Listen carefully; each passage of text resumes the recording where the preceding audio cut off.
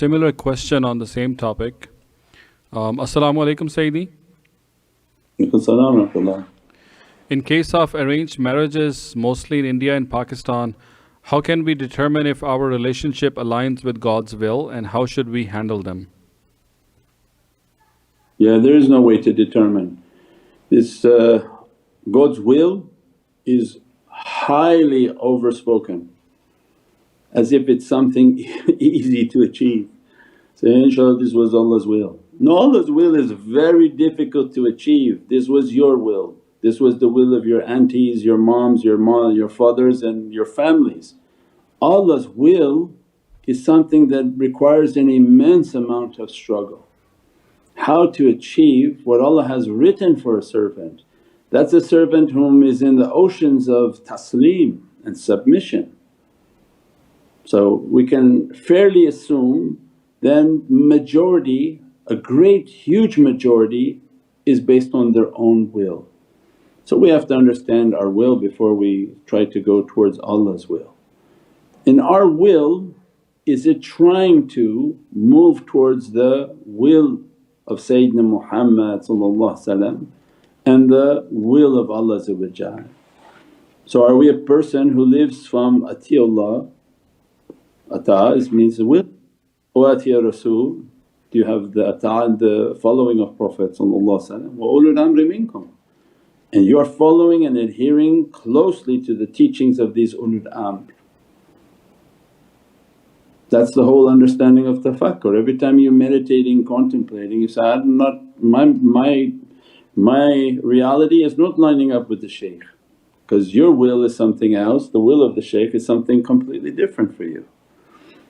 Only the people of tafakkur understand how difficult that is to achieve. But everybody else, the general majority of humanity, they just simplify and say, oh inshaAllah it's God's will. Okay, if that make you happy.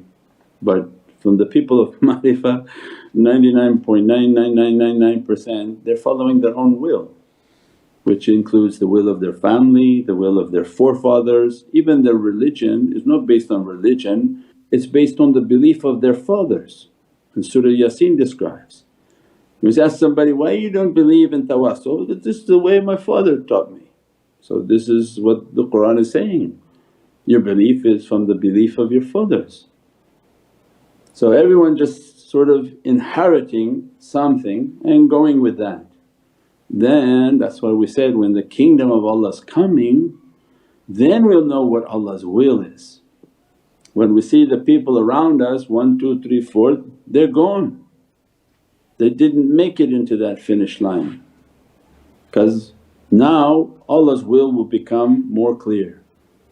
Because they say 6 out of 7 will leave the earth. Well, who are those 6 out of 7? Put 70 people in the room and 60 of them won't be there.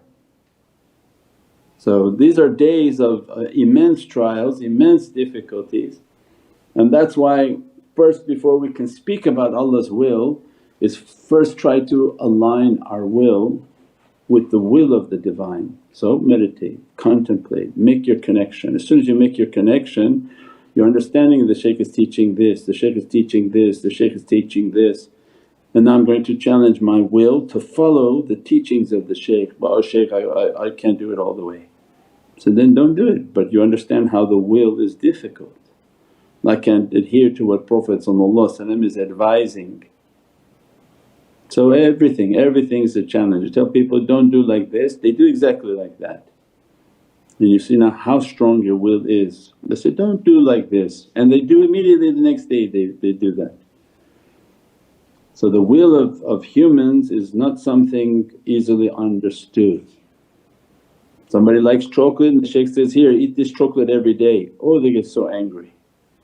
Why'd you tell me to eat chocolate? So, because you said you liked it. I said, but why are you now ordering me to eat chocolate? So how the will of a person took something they like, they find offence to it and now it becomes something rebellious. So the ego, the nafs and understanding our will is our whole battle before we can assume that we're following Allah's will, inshaAllah.